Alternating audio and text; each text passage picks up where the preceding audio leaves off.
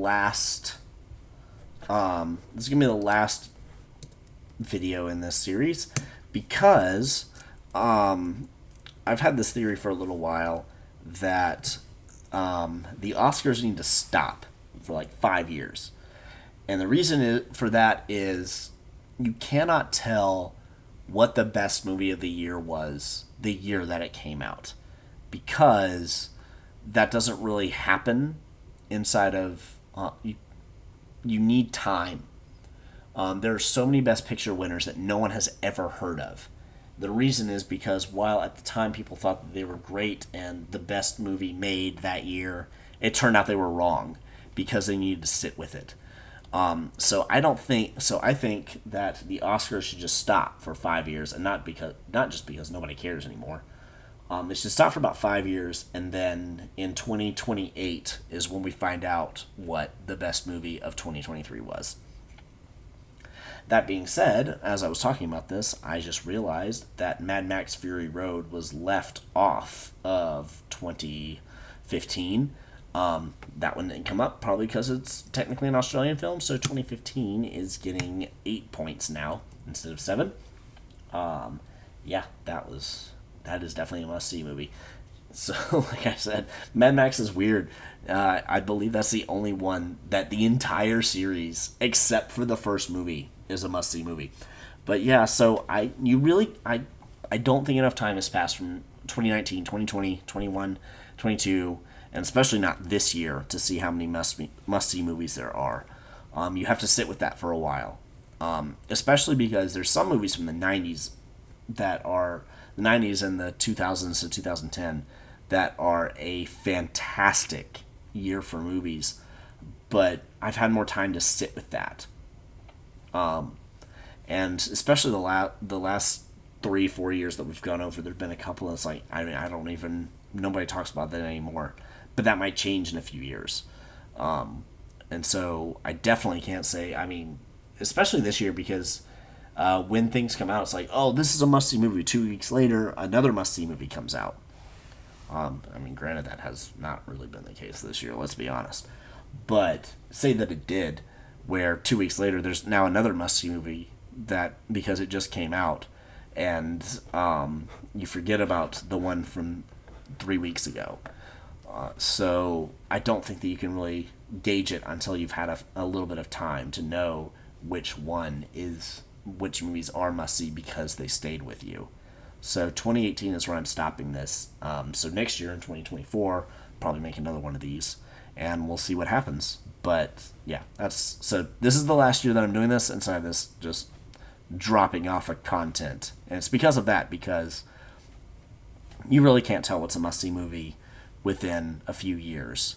It might even be 10. I probably should have stopped in 2013, but yeah, here we are. Let's see what happens. I decided on 5 before it started. Looking at the highest grossing movies, it's not looking good for our buddy 2018. And again, I'm gonna have to click that. Yep, you're gonna have to click that American movies button because we're going off of Hollywood, so that helps. Oh man, yeah, this is oh boy. Probably 2018 is gonna be a rough year, guys. Oh, I've already been scrolling past it, didn't even realize it.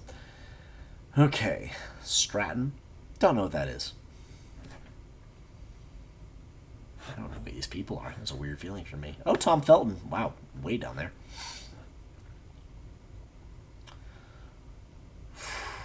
Arcs of Violence. Oh gosh, this is about the point where Bruce Willis started being an absolute garbage, and none of us knew why until what was that, like 7 months ago? So sad. Man, so the whole Bruce Willis thing, it's sad because there's the whole thing of the knight, seeing a knight that's past his prime and old, and for so many of us who were born in the 80s and grew up through the 90s, Bruce Willis was just a boss. He was a warrior and a knight, and now that we know that he's weak because he's older. It's a little sadder for moviedom. I mean, Harrison Ford is getting old, and it's a very similar thing, but Bruce Willis's mental thing that's going on is it hits a little bit because it's watching one of your heroes be weak, and that's something that nobody really wants to endure. Um, yeah, and I kind of hate it. I know it's even worse for him and his family, but yeah, it's sad, and I feel like we're all kind of sad about the thing with Bruce Willis, and uh, I think that's the reason. I forgot Black Panther was a February movie. Well played though, Marvel, because February and January are usually when the movies that studios have no faith in are released, but it's Black History Month, so well played, Chadwick Boseman. That's speaking of sad, man. He was taking Hollywood by storm, and then just suddenly was gone. Ugh. But as you can see, I skipped over it. I don't think Black Panther is a must-see movie. Um, Grossed a huge amount of money, but it was fine. Don't know why it was nominated for Best Picture. I'll be honest with you, that feels weird. Game Night? Oh yeah, I know Game Night. That was a good movie. It was really funny. I recommend that one, but not a must-see. Rachel McAdams' favorite of this film series, notwithstanding. Annihilation. Oh, yeah, people still talk about that one. No, they don't. Yeah, that was one for like 4 months. Everybody was just like, "Oh my gosh, you haven't seen Annihilation? It's so good." My brother-in-law was one of those. He actually lived with us at the time, and he kept telling me I needed to see that one. Unfortunately, there wasn't a way to see it at the time, but now like no one talks about it.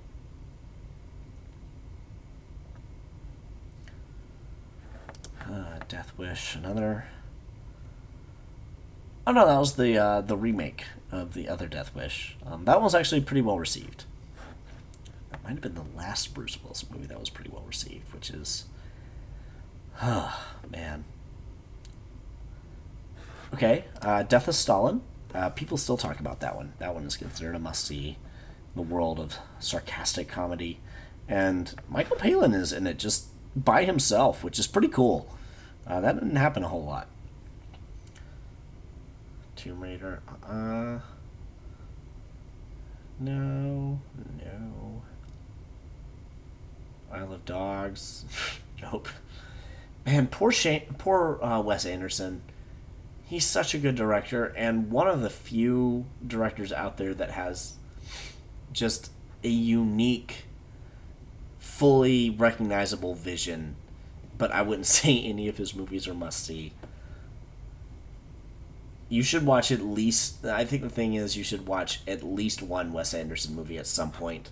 But there aren't any. There's like a list of ones that you can choose from. There's not any specific one that you absolutely have to see. Rampage. Man, I forgot about that movie. I feel pretty. Traffic with a K. Ugh, I'm already against you. Alright, Infinity War is a must-see movie. That, man, it was so good. It was incredible. Again, I don't know if it would be good without all of the previous Marvel movies that had come before. It was definitely leaning on the crutch that had been built up. But it was really, really, really good. Man, why do we like dark things? Why do those so often become must-see movies? But yeah, it was really good. Definitely watch Infinity War. But you have to watch all the others for it to make sense. It's an interesting catch-22. Did that one make the list? I don't remember. I've read so many titles at this point. Hereditary, when that one came out, everybody was talking about it, and people really like this Ari Aster director, but I don't think that anybody's like, oh, you have to see Hereditary. I haven't heard anyone mention it in a while. Tag, I didn't see that one. but people seem to be okay with that. Ed Helms is not known for being in quality movies. Sorry, Ed Helms. I mean, you're very funny, but. Mm-mm.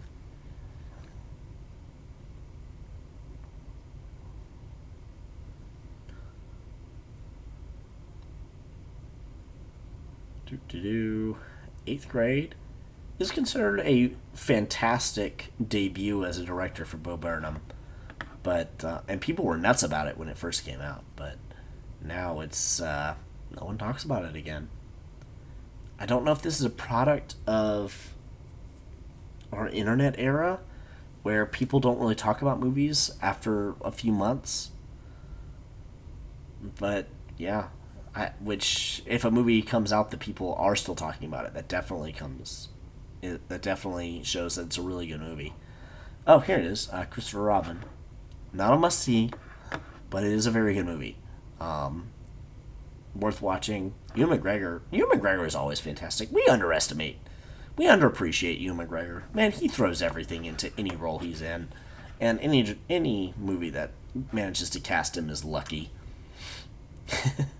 John Turteltaub directed The Meg. Man, I'm so disappointed in this movie. So I love shark movies. It's a guilty pleasure. Um, and let's be honest, we all love Jason Statham. Don't deny it. You do. And I had actually read this book like 7, 8 years before the movie came out. I actually love the book. The Meg is a fun book. It's not going to win any awards ever. It didn't. It was pretty well selling, but it's very fun.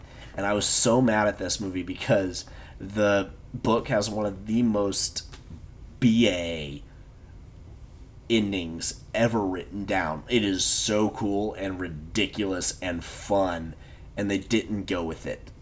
They actually changed how they beat the Meg, which is, if you don't know, is a giant shark. A megalodon is a great. Actually, so there's some debate.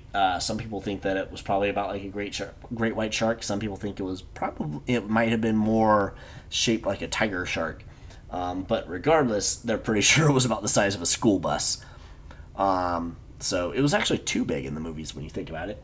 But it's a very large shark, and it's about dealing with it. And there's a couple of pretty cool images inside of it. But the ending could have been so awesome. And it's one of my issues with a lot of adaptations, where if you change something, change it to where it's better. But when you can objectively look at it and say, no, the way that it was inside of the book or the TV series or whatever it is that you're adapting was better, why did you change it? You have to give a good reason. It's hard to think of one when it's worse. Crazy Rich Asians. So I didn't see it, but people still kind of talk about that one. And I actually still want to see that one. So I feel like that one might be must-see territory. I feel like part of that is kind of because I want to see it succeed. But I'm going to put it on there. People really like it. And they still tell each other to watch it. So Crazy Rich Asians is going to make it. Happy Time Murders, that's when I wanted to be good. And then it came out and everybody was like, no, it's bad. So here we are. The Nun, Peppermint, The Predator. Man, that one was disappointing. Shane Black, what happened to you? I didn't see it. My wife saw The House with the Clock in its Walls like by herself just because she wanted out of the house. And so I babysat. Or babysat. It's not really babysitting when it's your kid. But I was like, no, go out. Go shopping. Watch a movie. Whatever. And she came back. I saw the movie. She said it was so bad. She hated it. Did not make her want to watch the book or read the book. Love Gilda. I kind of want to watch this just because, oh man, I consider Gilda Radner to be one of the funniest women who has ever lived. And not even just one of the funniest women. She deserves to be listed with some of the great comedic actors of all time. She's so funny. Her and Madeline Kahn were both in their prime at the same era, and we lost her way too soon. She was Gene Wilder's wife, and they made movies together. Like, this woman was hilarious. And she was also, like, kookily adorable, but, and then she was taken from us, and it's awful. But she was so funny. I do really want to watch this documentary because I have a lot of respect for her as a comedian, which is one of the worst gendered words ever conceived, because it really sounds like you just don't know how to pronounce the word comedian. Star is Born, yes. Shallows or Deep End or whatever the title is an amazingly beautiful song, but yeah, the movie's fine. Bad Times at the El Royale. That was one I remember seeing the trailers for and thinking this might become a cult film, but nothing came of it.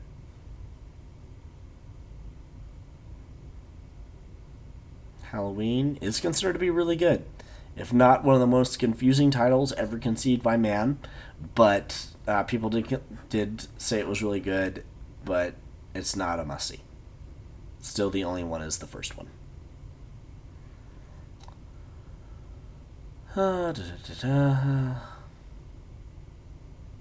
Bohemian Rhapsody, fine. That's all I can say about it. The Grinch, great soundtrack, couple of really funny moments, fine. Which sums up all of Illumination Studios. My gosh, mediocrity is their trademark. Mediocre and colorful. Illumination Studios.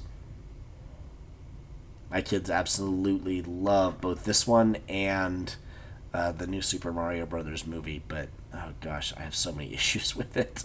I have not shared them with them because I want them to enjoy things until I don't want them to become old and jaded like me just yet.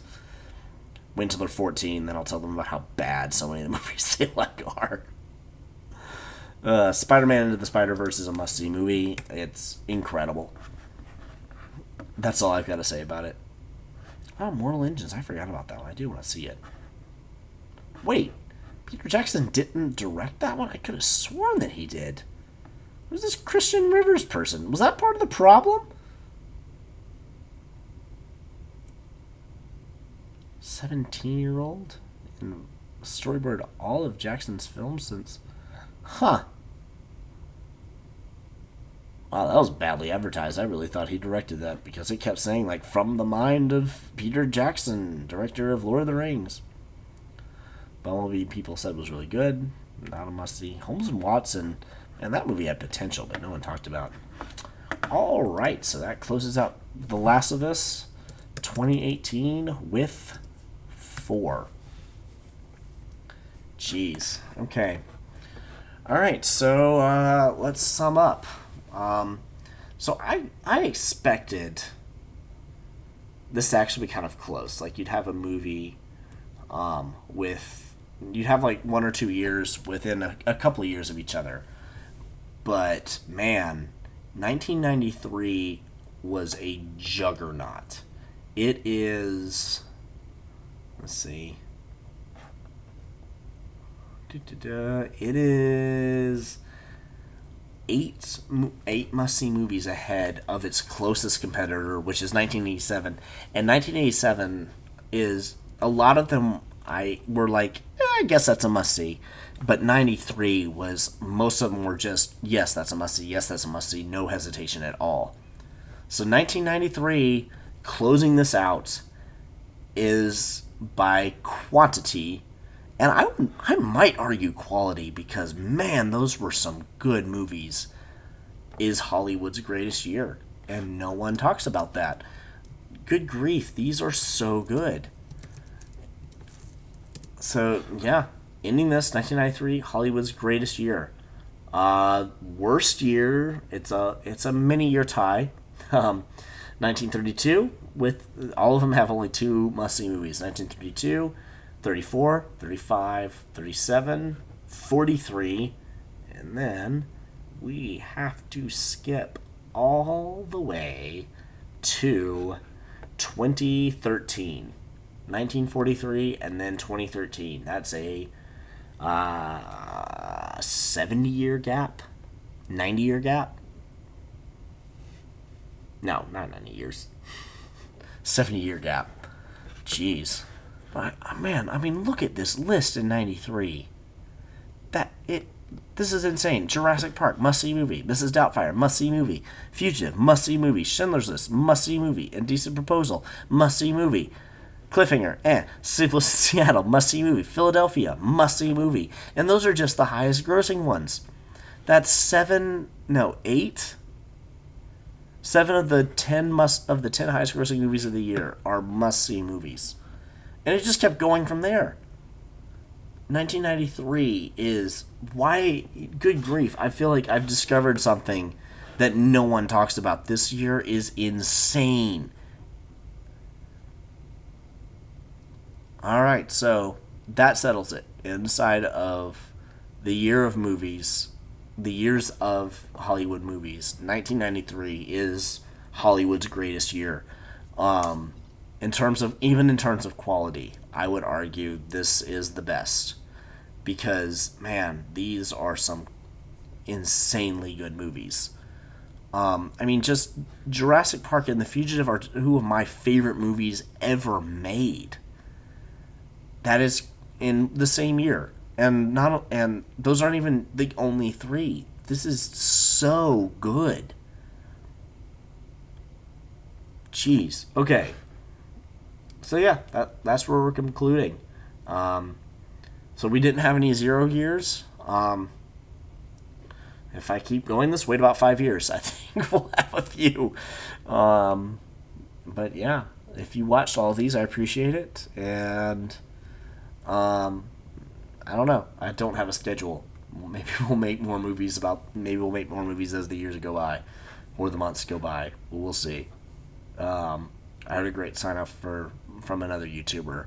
I hope you have a great day, great week, great month, and if you don't, hang in there. It'll get better.